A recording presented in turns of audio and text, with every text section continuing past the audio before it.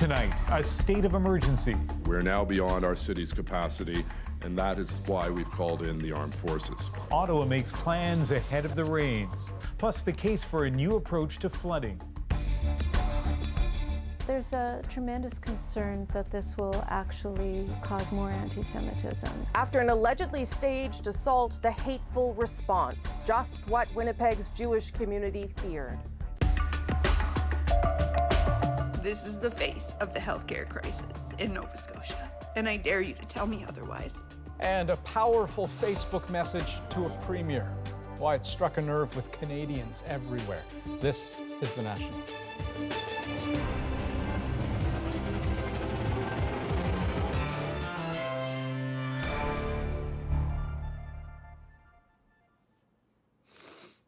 Thirty rounds of radiation to my pelvis, which has left me barren and infertile. At 33, I am in menopause. Because when my tumor was a polyp, I did not have access to a family doctor. And the ERs wouldn't help me. It is painful, personal, and hitting home for many Canadians tonight. Inez Rutherham's video describing her struggle to get a cancer diagnosis while a tumor grew inside her has been viewed around 2 million times. That's since Tuesday. Her video is a challenge to her premier to look into the face of what she calls a healthcare crisis in Nova Scotia. Here's Tom Murphy. Look into my eyes and tell me that there is no healthcare crisis in my province of Nova Scotia. I dare you. Inez Rutherham is surviving cancer and is also a victim, she argues, of a failing healthcare system. I am a 33-year-old mother. I went undiagnosed with anal cancer for 2 years because I did not have access to a family doctor. Rutherham had a doctor who she says left town. She had to rely on emergency room visits to access health care. She says she went to 3 ERs before, in her words, someone would listen to her. Are letting people die. The backdrop here is this. Nova Scotia's been trying to cope with a doctor shortage for years. Finding new ones and keeping them is difficult, and many of them want lighter workloads than their predecessors. Right now, 51,000 Nova Scotians can't find a family physician, so you get cases like Rutherham's. Having a family doctor is your best bet at being able to catch those critical diagnoses. There are challenges in the healthcare system. The Premier won't use the word crisis, but promises to look into this case. Would you meet with her? Well, I've asked the department to do that, and then I'll wait to hear back from the department. For Inez Rutherham, it's been a draining ordeal, and now she says she's infertile from 30 rounds of radiation. It's okay though, right? Because they caught it. They caught it when it was stage 3. And I fought. I fought for my life. But there's no healthcare crisis. After all of that, another fight. Rutherham says she's been waiting since January for mental health services to help cope with her cancer diagnosis. She finally got an appointment for July. Tom Murphy, CBC News, Halifax. Now, Tom mentioned the 51,000 Nova Scotians who can't find a family doctor. Those are just the ones on a formal family doctor wait list. It's about 5% of the population. But in 2017, more than twice that number, about 13% of Nova Scotians, said they didn't have a regular healthcare provider. And compared to the national average, that's doing pretty well. Consider Quebec. More than 20% of people there say they don't have a family doctor. But wherever people without one live, they are less likely to be screened for serious underlying diseases. Okay, now to Winnipeg, where we are seeing the nasty consequences of what police call a hoax. Now, you'll recall a Jewish family's restaurant was vandalized in a vicious way, except police say it was all staged. And now, blowback that goes beyond disappointment. Here's Cameron McIntosh. White supremacists are reveling in it. Exactly what many feared. And here it is, okay? On white pride sites, the story is moving swiftly, this one in Canada, drawing snide responses, including a cartoon of a Jewish man desecrating a Jewish grave. A variation of this theme that the Jewish community is lying about its persecution. None of it surprising to anti-fascist activist Helmut Harry Lowen. If this is what this turns out to be, the only agenda that's furthered is that of neo-Nazis and anti-Semites.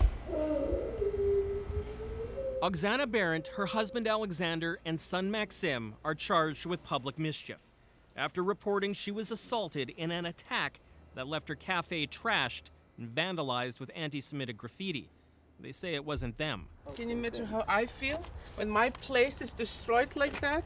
What did I do to you? I built this place, okay? Police say otherwise. The incident here in Winnipeg this past weekend was staged. The evidence, police say, will come out in court. Inside the cafe, you can still see signs of their investigation. Backlash against the family has been swift. A Jewish gay and lesbian advocacy group moved out of the building they shared. We were shocked. We were beside ourselves. We were completely floored. The concern is held widely. There's a tremendous concern that this will actually cause more anti-Semitism. Court records show the family is facing lawsuits over debts. They deny staging this for financial gain. And I don't want people to judge us, okay, wrongly, because we didn't do it. We had no reason to do it, okay? Now, none of these allegations have been proven in court. What's also unclear right now is whether the family will try to reopen amid all this disappointment and anger. Cameron McIntosh, CBC News, Winnipeg. So, Rosie, just one of those stories where you can't help but wonder how on earth did it come to this? But you're on top of another story brewing in Ottawa, but rippling out far beyond. Yeah, that's for sure. Canada's privacy commissioners, 2 of them, have a message to all 24 million Facebook users inside this country. The social media giant is acting irresponsibly, and your data just isn't safe. That warning comes after an investigation concluded that Facebook committed serious contraventions of Canadian privacy laws in last year's Cambridge Analytica scandal, when millions of users' data were leaked without their consent and used for political gain. The privacy watchdogs say Facebook hasn't learned its lesson, and there's still a high risk your personal information can be used and shared without you knowing. They're so troubled by it all, they say they want to sue Facebook to better protect you. So Facebook has broken the law and broken the trust of Canadians. Evan Dyer looks at how likely it is that officials can change that. Facebook has spent more than a decade apologizing for its actions and pledging its commitment to people's privacy. However, when it comes to concrete actions that will fix these transgressions, they demonstrate disregard. The BC Privacy Commissioner and his federal counterpart say they've given up on Facebook making changes on its own. Canada's laws just don't seem to worry the social media giant, they say, and it has no real incentive to obey them. The current law says that all I can actually do is recommend to Facebook that they change their ways, and they have disagreed to do that. Facebook says it's been negotiating in good faith and was ready to make changes. We've proactively taken important steps towards tackling a number of issues raised in the report, which includes offering to enter into a compliance agreement. But Therrien says Facebook has a poor history when it comes to respecting such agreements. This week, the company set aside up to $4 billion to cover fines it expects to be levied by the U.S. Federal Trade Commission for violating a previous promise to safeguard its users' privacy. A loss in a Canadian court won't cost anything close to that. Historically, penalties imposed by the federal court have been quite minimal, nowhere near the amounts that we've been talking about in the U.S. or the EU. It's in the tens of thousands of dollars. The privacy commissioners say for things to really change, Canada's laws need teeth that are currently missing. The Trudeau government says it agrees. So I think where we are right now as a government is that we understand that the time of self-regulation is coming to an end. Changes are coming, says Gould, although no details on exactly what they'll be. In any event, they're unlikely to become law in time for the next federal election. Evan Dyer, CBC News, Ottawa. So as we said, today's report came out of an investigation into the Cambridge Analytica scandal and the Canadian connections to that British company. You might remember that it was in fact a Canadian who blew the whistle in the first place. Well, we spoke recently to Chris Wiley, and he told us why he thinks government regulations for Facebook are overdue. When you look at how Facebook responded to the mass murders in New Zealand, right, and they say this every single time, we build these things and they're global and it's really complicated and things happen, right? And we're really sorry that they do, but it's really complicated. And for me, when I hear that, I hear, you know, a company like Boeing say, yeah, well, aerospace engineering is really complicated and sometimes their planes fall out of the sky, right? We would not tolerate that. So, you know, for me, Facebook's defense is the best argument to say why we should be regulating them, because it is complicated. So we need to ensure that they perform due diligence on their products before they release them to the public. Our full interview with Chris Wiley will be featured soon on The National. I know you did that one, Ian. Looking forward to seeing it. Let's turn, though, now to a big story in the nation's capital, where I am, but it's not political. That's right, Rosie. The city of Ottawa has declared a state of emergency. The city has reached its capacity in terms of what we can do on our own to help our residents who are preparing against this flooding. The latest forecasts are calling for another 35 millimeters of rain by Saturday, and officials worry the water will rise 11 centimeters, that's more than 4 inches, above the 2017 flood levels. What we anticipated was the peak at so many centimeters a day or two ago. We now have to add sandbags on top of that. The city is bringing in 400 members of the Canadian Forces to shore up vulnerable homes with sandbags. Quebec officials have ordered an immediate evacuation of about 15 kilometers along the Rouge River. They're worried about the possible failure of a hydro dam. At least 250 people have been moved. I don't know why on Google Maps it didn't come up and say you can't go through Highway 10. More than 80 New Brunswick roads are closed due to high water, including a stretch of the Trans-Canada Highway. Many New Brunswickers learned their lesson last year, and physically, they're better prepared for flooding this season, but mentally, that is a different story. Kayla Hounsel spoke with one family forced from their home now 2 years in a row. For people whose homes are surrounded by water, these soldiers are a lifeline. They have a list of homes that were evacuated during last year's spring flood. As we go up and just try and check, is anybody home? Is the power on? As one woman is brought to safety, Kevin Craig and Cecile St. Ange are standing at the water's edge. Sick, sore, and tired. The soldiers agree to help check on their home. My situation this year is pretty much the same as it was last year, only probably going to be worse by the sounds of things. We met the couple last year. Back then, they were in good spirits, trying to make the best of the situation as they fled their home. I'm going down to the river. I'm gonna wash my soul again. Not this year. It seems to me like they're trying to normalize it, that this is the way it's going to be all the time. And You seem pretty frustrated. I'm pretty, depressed and frustrated with it all, yeah. You know. What are your options? Well, I either find somebody to buy it or get the government to buy me out. That's it. Last year, around 70 people accepted buyouts. In those cases, it was the destruction of their homes and properties was so extensive that it was a much better option to take a buyout and relocate. Didn't expect this again. When we arrive, Craig and St. Ange show us that just like last year, their basement is already full of water. Devastating. That's all I know. It makes you want to cry. And don't think I didn't, because I did, and I ain't afraid to say so. Last year was bad enough. We tried to do our due diligence and get things out of the basement. We didn't even redo it from last year. They say if they can't get a government buyout, they'll try to sell. I'm done. I'm completely done. Beat me. That's if they can find a buyer. Kayla Hounsel, CBC News, Granby, Westfield, New Brunswick. As extreme weather events become more common, governments and homeowners are rethinking their approaches to flood prevention. As Alison Northcott explains, failing to adapt now could be very costly down the road.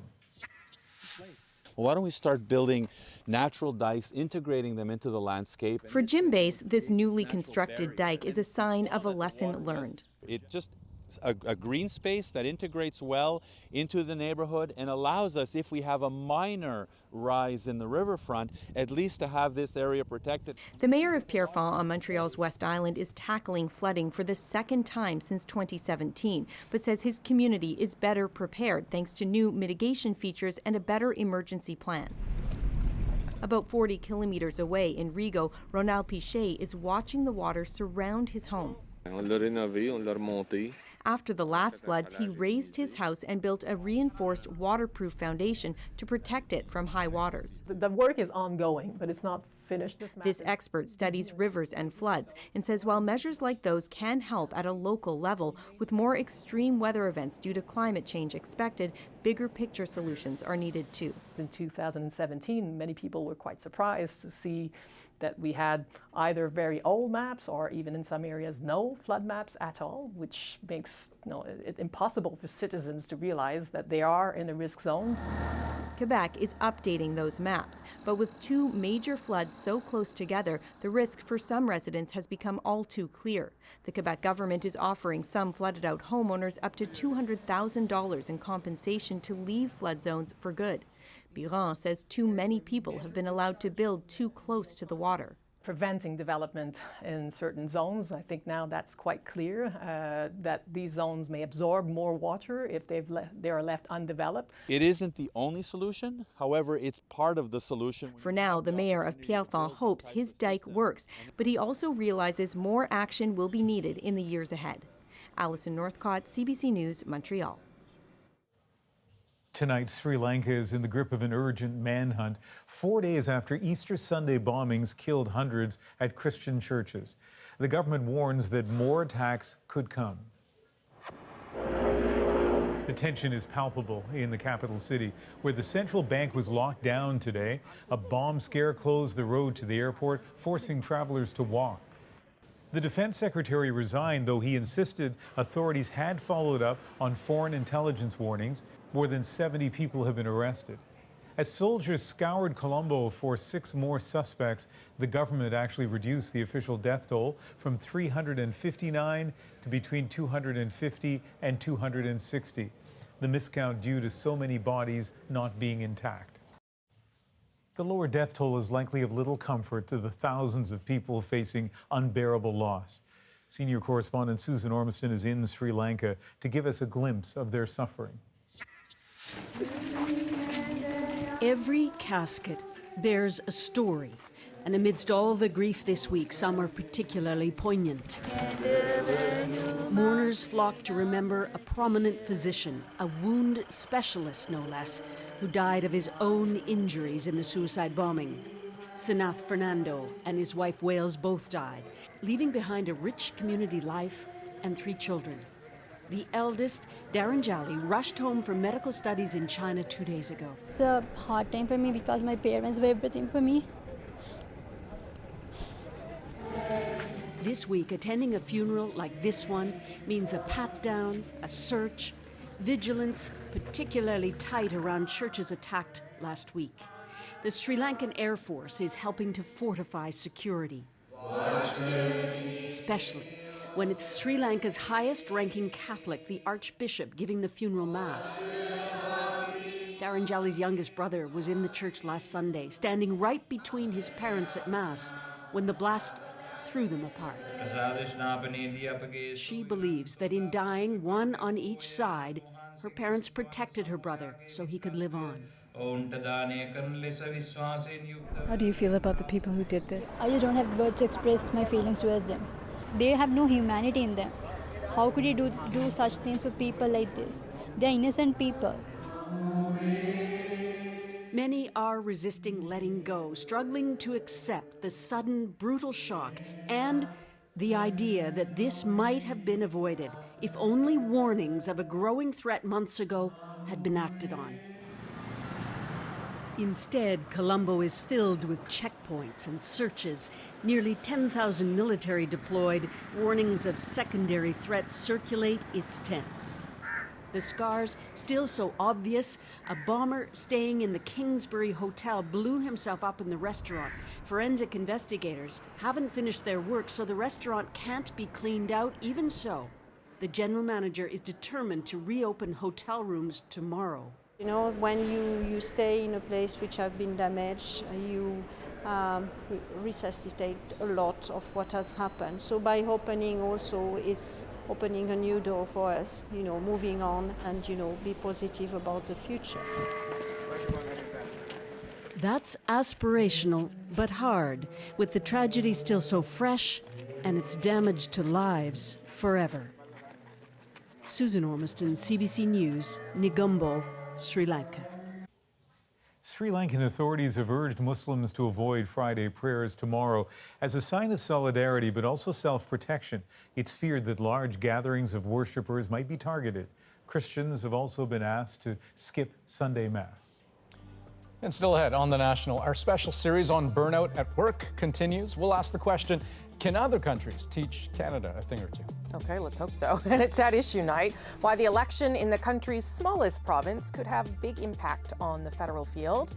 But first, just what the Democrats need, another presidential candidate. But this is no Joe Who. I believe history will look back on 4 years of this president and all he embraces as an aberrant moment in time. So Biden's in, now a field of 20 candidates. The debate rages among Democrats. What's the best way to beat Trump? Paul Hunter on that next.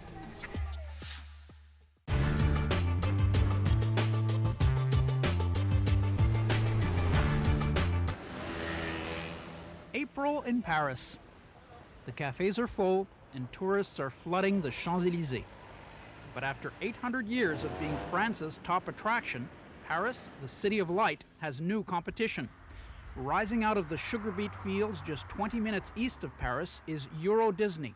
Bonjour et bienvenue à Fantasyland. Nearly 5,000 acres of Disneyana designed with the new Europe in mind. You'll find our little flags here, which are representing all kind of languages we speak. So I speak French, English, and German and Dutch, of course my mother tongue. Times are tough across Europe, but what could be more soothing to friction in the new European community than multilingual Mickey and Minnie? For the first time, what we have tried to do is to create a space where German, French, English coexist on equal footing, where people that will come from all over Europe will feel at home. This is not Paris Disneyland, but Euro Disneyland. Another exciting attraction overlooks the river. This is Phantom Manor. To meet its financial targets, Disney needs 11 million visitors a year, 5 times the population of central Paris, to sleep in its on-site hotels and enjoy the rides. There's lots of support for the project. California showbiz may be just what the beleaguered government of Francois Mitterrand needs this spring. But some churlish critics have called the theme park a cultural Chernobyl and even suggested that Mickey Mouse is nothing more than an icon of imperialism. Meanwhile, down the road from Disney's castle, all but overlooked, is the village of Montévrain. Nothing much has happened here in the past 400 years. But now, with the Disney invasion, there's disturbing talk about the astronomical rise in land prices and the nightly explosions expected from fireworks. The fear is that Montévrain will become a tiny island in the American Sea. The most important risk is for us to be like Indians or Seminoles, for example, in a true reserve, and with tourists coming to this area, looking at the typical French, like we are, and we are not actually employers by Disney, but maybe it will be the future.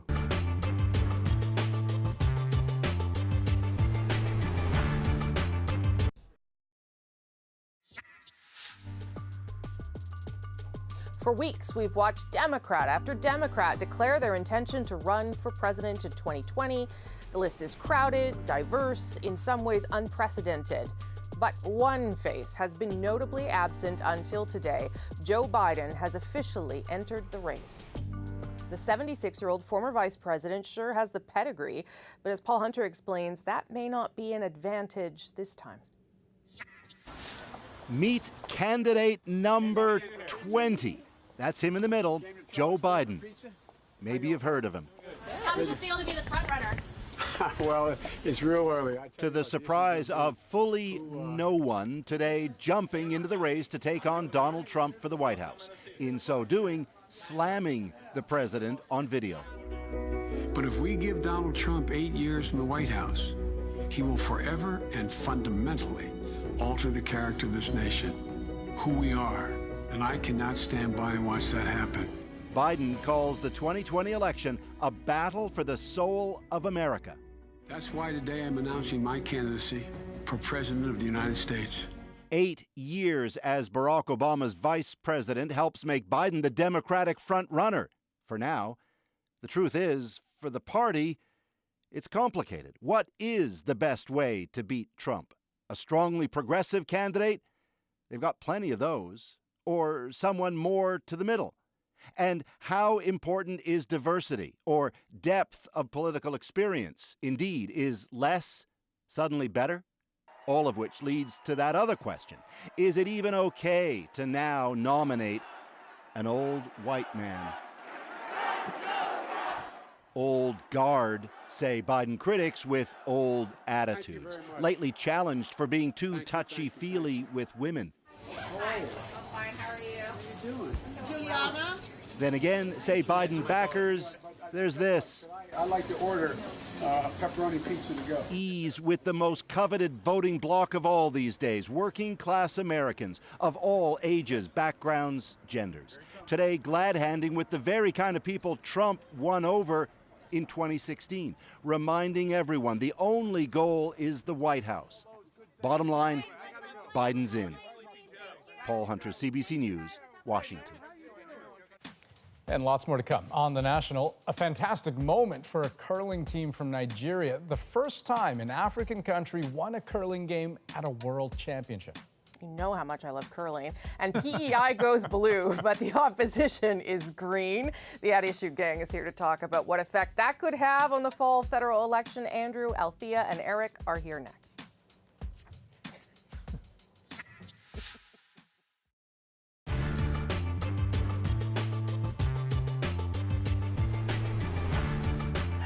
In the 70s, who's causing all the excitement? Wayne. Wayne who? Wong. Why? Because I think he's really good. I have to admit that Wayne Wong has to be a favorite of mine. Oh, I came over to see Wayne Wong. I've been watching him around the slopes the last couple of years, and he's brought this type of sport along quite a bit, and the kids are learning it. A lot of other people are learning it, too. The sport is a new craze called hot dog skiing, and a 23-year-old from Vancouver is its biggest star. Wayne Wong is an unusual boy. I think he has real star charisma. He's a very natural boy. He's a good, healthy, outdoor Canadian type. And the Americans love him. He's just charming and unpretentious and uncomplicated, a thoroughgoing competitor, and yet a non-compulsive one. Competitor enough to overdo it in practice and nearly wreck an ankle 2 days before the opening competition in the professional series. You know, it's epitomized by the phrase, get it on. You know, let it all hang out. It's the young generation doing their thing. 360 outrigger into a killer kick.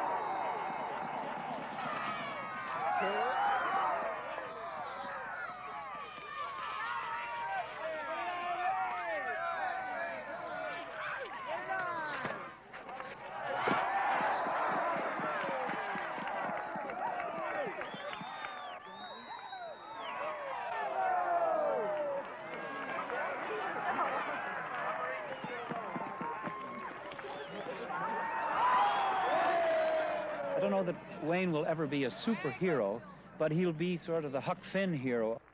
But when Huck Finn turns pro and the pressures close in, what happens to the spirit of do your own thing? Right now, I'm getting a little bit uptight about it because they're putting a little bit too many rules down. We're freestyling, I think. You just got to go out and do your own thing without people telling you what to do and where to do it.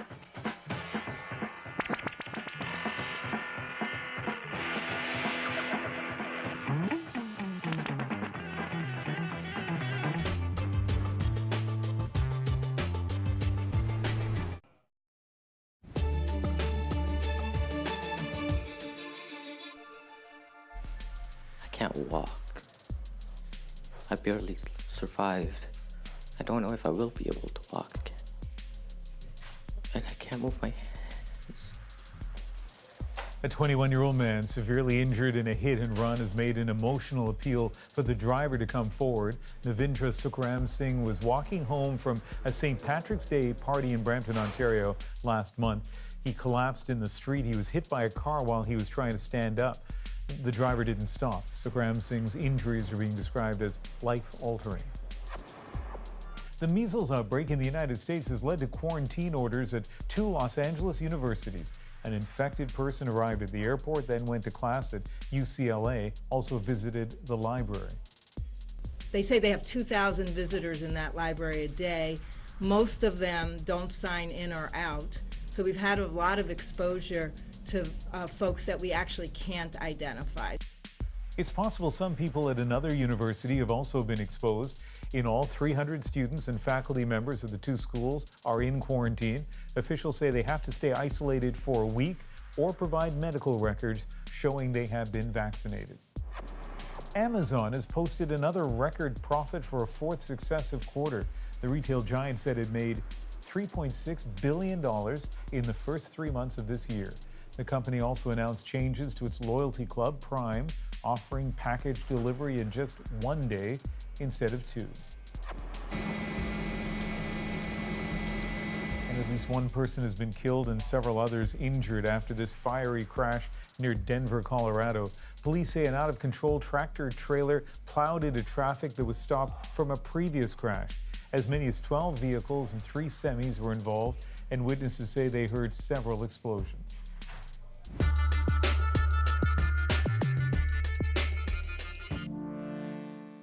PEI's election was historic, but perhaps not in the way many were expecting. Islanders responded by granting us a record number of seats, by far the most seats ever won by a Green Party in Canada. The Green surge wasn't enough to form government, but the party is now the official opposition, a first in Canada. And with a progressive conservative victory, PEI is just the latest province in recent months to flip to blue. Well, ladies and gentlemen, I guess all I can say is welcome to a new day in Prince Edward Island. Islanders wanted change, but its political leaders campaigned differently until the very end. We need more hugging in politics. So what does all this mean for the Green Party federally? And what should we make of yet another province voting out its Liberal government? It's Thursday, and At Issue is here to answer those questions and more. Andrew Coyne is in Toronto tonight. Althea Raj also there in Toronto. And CBC's poll analyst, Eric Grenier, is here in Ottawa. All right, let's start with sort of the big picture, Andrew, and that changing political landscape. We talked about it a little bit last week because it was Alberta. Now it's PEI. Where is the advantage for a federal party in that? Is there one, or are there risks and dangers in those changes too? Well, the clearest winner obviously is the Green Party. Yes, they didn't win the election, as some polls showed they might, but they've made a historic breakthrough to be official opposition, to have 8 seats, to have won 30% of the vote. What that does, I think, it's no guarantee, but what it potentially does for the federal Green Party is make people look at them in a different way, that it doesn't, I think the knock or the reason why people might not give them a look who might otherwise be sympathetic to them is, well, you can't ever get elected, you're just a protest party. And now they can say to people, well, no, actually, we can get people elected, we are more of a serious party, of a real party. They've been knocking on that door now in several of the provinces where they've been starting to elect people where they hadn't previously. They have that one MP in the parliament in the form of their leader, Elizabeth May. So this just gives them that much greater credibility, and maybe people will give them a look who might otherwise not have. It does. I wonder, though, how much of that win had to do, maybe I'll go to you, Eric, on this, on the fact that their platform was quite progressive, but not too far left, if you know what I mean. Like it addressed a whole bunch of issues. It wasn't just climate change or just the environment. It was progressive on a lot of fronts. And it was very local in the sense that Peter Bevan Baker, who's the PEI Green leader, was very popular. He was polling way ahead of Dennis King, who ended up winning, and Wayne McLaughlin, who was the outgoing premier, who got defeated. So I think that we have to take into account how popular the leader was in that case, because if you're looking at the last poll that was done in Prince Edward Island that had breakouts for federal and provincial politics, the federal Green Party was at 10% at the same time that the provincial Green Party was at 34%. So people on the island were differentiating between the two parties. And I think that for the PEI Greens, what played in their favor was, yes, that they had a very popular leader, but that he was offering something different, that in that province that had only ever been governed by Liberals and Tories, that he was another option, a third way to go. And I think for a lot of voters, that was an appealing option. But certainly we shouldn't separate the local factors that contributed to that Green surge, but we're seeing the Greens up pretty much across the country, so I don't think that's a coincidence. Does that put sort of a new or added pressure on Elizabeth May to do more than she has done in past elections, Althea? Well, to be fair to Elizabeth May and the Green Party federally, I mean, their platform in past elections has not just only been about the environment. Yep. And the last campaign, she did try to get some pretty well-known star candidate. I mean, the former weather person from CBC was running as a Green Party candidate in the last election, in 2015. And there was a lot of momentum. There was another CBC morning show host who was running in Victoria. But once again, Elizabeth May failed to get anybody else elected but herself. I think the problem with the Greens is that they tend to poll actually a lot higher pre-election than come election day. And that's because it's really a problem with all other progressive parties like the NDP, where people look at the ballot on election day and they think, well, do I want to hold my nose and vote for a party perhaps I like less to avoid a party I really dislike? And Elizabeth May is, a victim of that. But the sort of a couple of things have kind of arrived for the Greens. One is climate change is increasing in terms of the urgency, I think, for a lot of voters as the evidence rolls in of its seriousness and of the lack of progress perhaps that is being made. That obviously plays to the Greens' favor. And I think also there just seems to be a growing appetite for politicians who don't come across as ordinary politicians. And the Greens have a certain earnestness or sincerity to them that's unusual. Now, what will be challenging will to see, can they continue that as the official opposition, where you have to be typically, or traditionally, the expectation has been you're on the attack, you're criticizing the government, and do they start looking a little bit more like ordinary politicians in that case, or do they find a way to do that that is different and new and more in keeping with the traditional Green approach? Can I just add something about I think federally, if it looks like the Liberals are headed towards the minority, more people may feel more comfortable casting a ballot for the Greens, looking at BC, for example, thinking the Greens might be able to hold a balance of power, and that may give them some sort of comfort than feeling like they're spoiling their ballot. So that I don't get a million texts from my conservative friends after this panel, it was a progressive conservative that won in the province, and I noticed that Andrew Scheer quickly claimed that as a victory for him as well, even though it's a progressive conservative party there.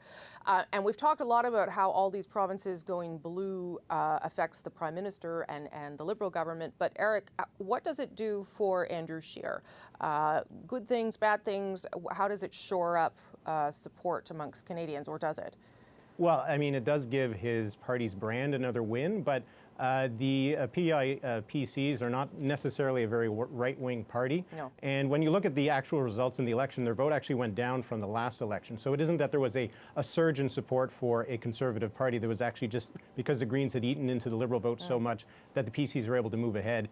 And when you look at the way that Dennis King, who is the PC leader, there seems to be approaching things, he's not going to be in the mold of a Doug Ford or a Jason Kenney. He's already talking about trying to collaborate and cooperate with the federal government, and he does need to, because in a minority legislature, he needs the support of Liberals and Greens to get anything done. So he can't be one of the conservative so-called resistance premiers that are starting to pop up across the country. He's probably not as powerful, too, in terms of population and the economy and all those things. But also, if you look at his platform, most of it could be cheerfully implemented by a Liberal, NDP, or Green party.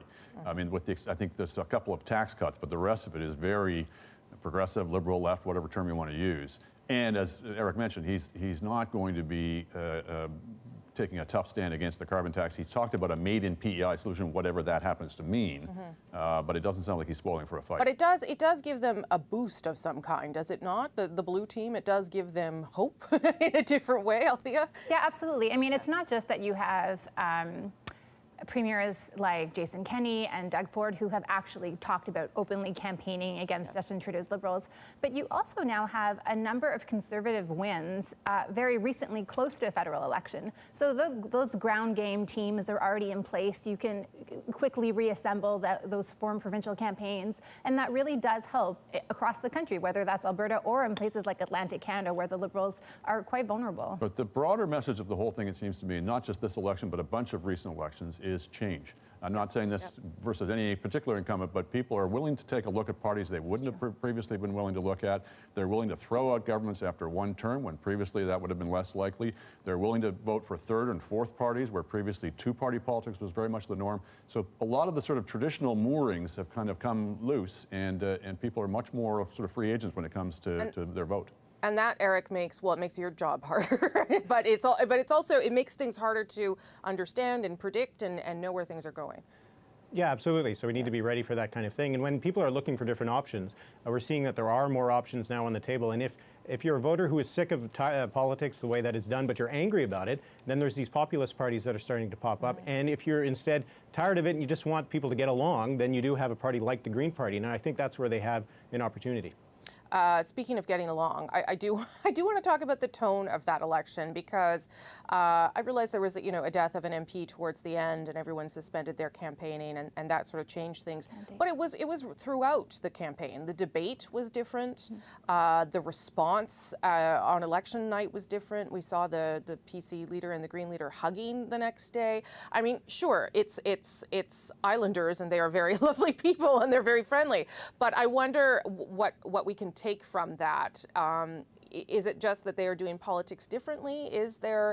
Surely there's an appetite in the rest of the country to see people behave that way as politicians, I would think. Andrew?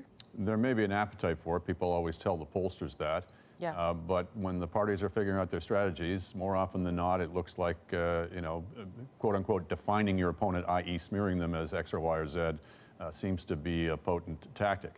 I think there were special factors. It is a very small electorate, and people know each other. It's less likely to pay off in that respect. Yeah. But also, a lot of the platform, as I say, were pretty similar, and I'm not sure that's necessarily a great thing. I'd rather see a little bit more diversity of offerings so the electorate has a more clear choice of policy alternatives. Althea? Yeah, I think that, there are 140,000 people in Prince Edward Island, and a lot of people know each other, and including, the fact that the Green leader was the dentist of the PC leader's family. I mean, that's unusual, right? You're like fighting in the family. So, but I do think that the public really wants to see less partisanship. And frankly, it's the media that kind of paints everything as a conflict, and the parties themselves who galvanize in that frame that don't want to see the system really change much. And we bear a lot of that responsibility. I don't think it's the public's fault. Well, and it is a bit short-sighted on the part of politicians, because at least in Prince Edward Island, there was the indication that a minority government was likely. So the fact that these parties have gotten along and haven't gone too hard after each other means that they will be able to work together. If you're talking about a situation like the federal election, which could result in a minority government, if all of these leaders are going after each other and saying that each one is the worst thing that you could possibly vote for, eventually they're going to have to work together if there is, in fact, a minority government after the fall election. But I also wonder if it's not a lesson for the country. Andrew, is that me being naive again? But No, it would be great. I think we do have to think about the incentives within our political system. When so much of it is about turnout, for example, then a lot of it is a payoff to depressing the other guy's turnout and ginning up your turnout by getting everybody really mad about the terrible things those other guys are promising to do. So if we really want to have a more cooperative, collaborative politics, I do think we have to start looking at the incentives built into our system that reward more vituperative, more attack-type politics, and maybe try and change those incentives. Okay, I gotta go. Thanks, everybody. Appreciate it. Before we go, though, be sure to subscribe to At Issue, the podcast, for extra content. This week, we're talking about why political leaders like Jagmeet Singh this week are sharing their stories ahead of election campaigns. Look for it on iTunes, any major podcast app, our website, cbcnews.ca/thenational. A little more kindness. I like that idea. Okay, next on The National, our series on burnout at work continues, this time with a question: can you legislate a fix to overwork?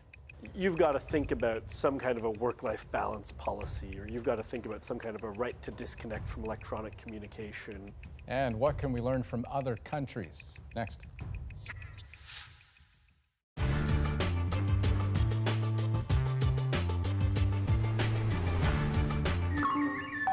Tonight, a news magazine's special report on the United States program of scientific exploration to the Moon, Mars, Jupiter, and beyond. The search for life in outer space.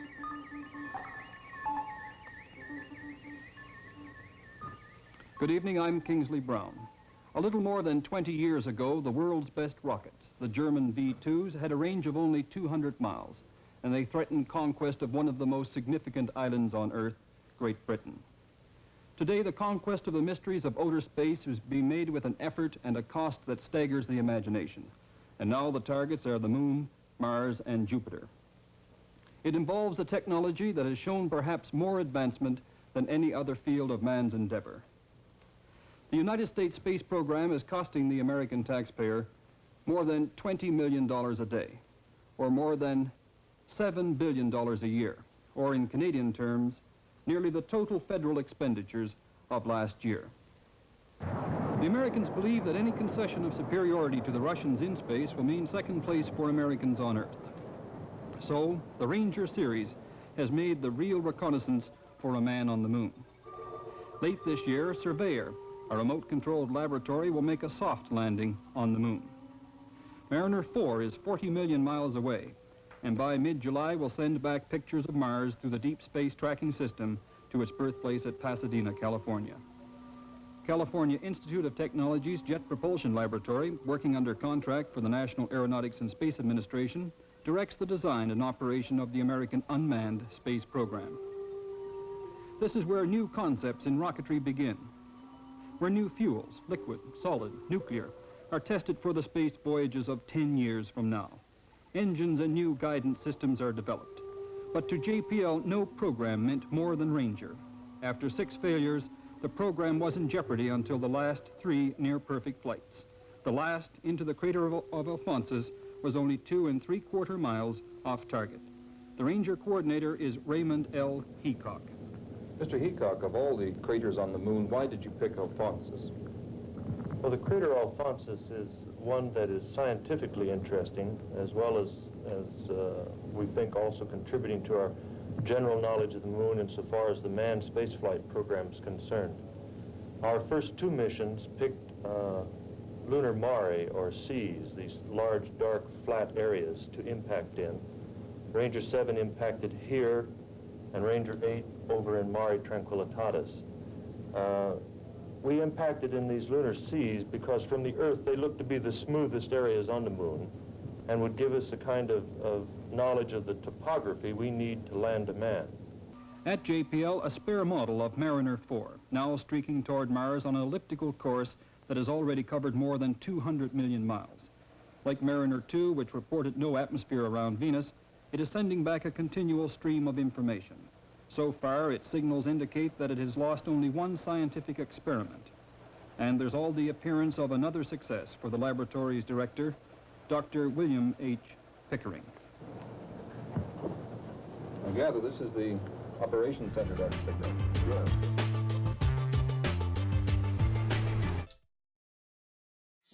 Productivity has become an individual pursuit. From how we work, I had to do more and more and more and more in order to reach this success. To when we work. Doing night shift kind of works against nature, right? To where we work. I felt very, very lonely. I was starting to get depressed. All this week, we've been exploring modern workplaces and why so many Canadians are battling burnout. But it's clearly not just a Canadian problem. And depending on where you go around the world, the consequences and the solutions, too, can be quite extreme. So here's the question. How can governments help stop overwork? In the Japanese employment system, normal regular workers, they have a sense of guilty to leave the office. That guilt is at the heart of Japan's problem with overwork. It pushes employees to stay late, leave vacation days unused, and to focus on the team. The Japanese workplace has a very collective atmosphere. If the department or division has not complete their task, any member should not leave the office. At its most extreme, that mentality can lead to karoshi, literally death by overwork. In 2017, 190 people in Japan were reported to have died this way, many by suicide. Recently, Shinzo Abe's government introduced this stress check, a mandatory questionnaire asking employees to rate everything from the office dynamic to their own exhaustion, even whether they've had diarrhea. It also brought in a new law forcing workers to actually use their vacation days, and it's limiting overtime. On average, no more than 2.5 hours of OT a day. In other countries, it's a whole different issue. Take France. This is the land of the 35-hour work week, 5-week vacations, and most recently, the legal right to disconnect from email after work hours. All of it enshrined in the Code du Travail. La France, au cours des 10 dernières années, a souffert d'une faiblesse de sa productivité. While France's economic problems are complex, some blame the labor code's rigid protections. Too expansive, too expensive to accommodate. Businesses suffer. But the code has its fierce defenders who say, hands off the rights we fought so hard for. So what can Canada learn from all of this? In both the Japanese case and in the French case, it's hard to legislate culture. Sunil Johal is advising the federal government on modern labor standards. His recommendations come this June, but for now, he hints the right answer is a deft touch. Is the needle moving in the right direction? I think so. I mean, I think this is something workers are talking about quite a bit now, and very progressive employers are also talking about. And in a competitive marketplace, if you're a company that's moving ahead with progressive policies, you're going to get the best talent. In other words, a helpful nudge from government may be about as far as it should go. The real work left to employees themselves and their bosses. And our series does continue tomorrow with a close look at the video game industry. Very lucrative, worth billions of dollars, yet some developers say when it is crunch time, the hours are painfully long with no overtime pay. And they're starting to fight back. That's tomorrow. The moment is next. Nigeria's first curling team is all smiles after grabbing Nigeria's first curling win. Thank you, everybody, and all your prayers in Nigeria. We love you, and we're excited.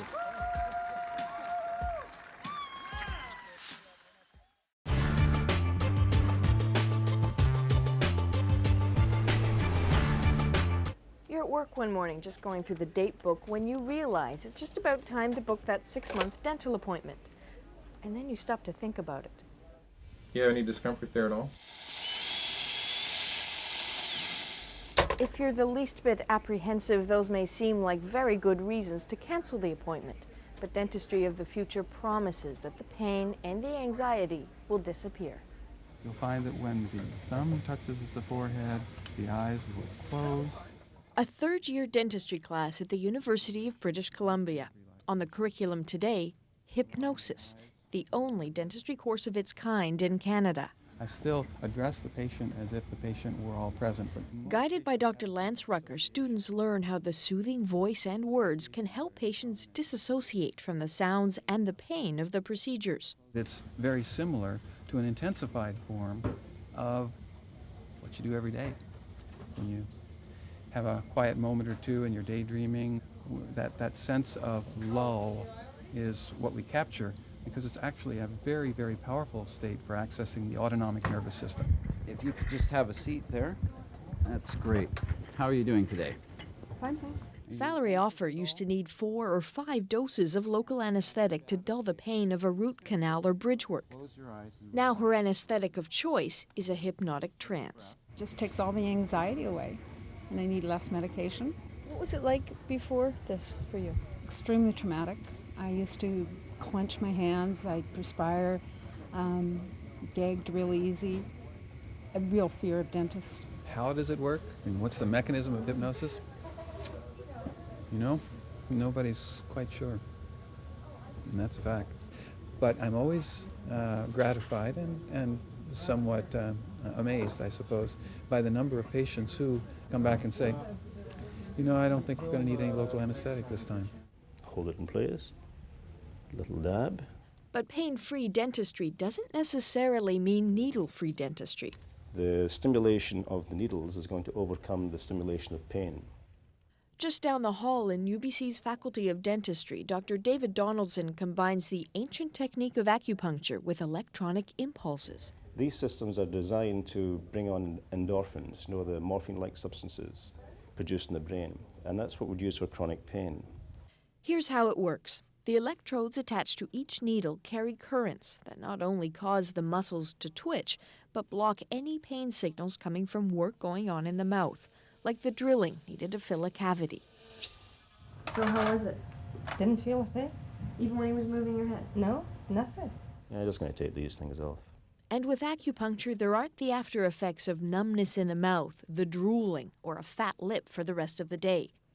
Just 8 acupuncture holes and a dentist appointment that takes 3 times as long as your regular visit. Thank you for your help today. Thank you. But if exchanging one large needle for 8 tiny ones or entering an altered state don't exactly fit into your picture of pain-free dentistry, then have a look at what's happening in Dr. Fred Kornstrom's Seattle office. You let me know if I do anything that hurts. Open really big.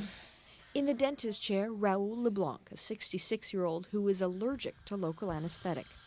I used to go into very serious shock where I'd lose consciousness, couldn't breathe, and I'd have to administer oxygen. But now, by using electricity, LeBlanc can shut out the pain without drugs. 2 electrodes are attached to his face and connect to a small unit capable of sending electronic impulses to the nerves. Simple explanation, if you send enough signals through the nerves, then no more signal can go through, and it's thought that our electrical signal then prevents the passage of any. We're excited to be here, but we're not a novelty. We're here to compete, and we're here to do the best we can. So on Tuesday, we introduced you to the first team from Africa to ever compete at the World Curling Championships. They represent Nigeria and had dreamed of this moment. Well, a little update. Today, their wildest dreams came true in a game against France. Known reputable curlers, they accomplished a whole new first, a win by an African nation. And that moment of pure joy is our moment.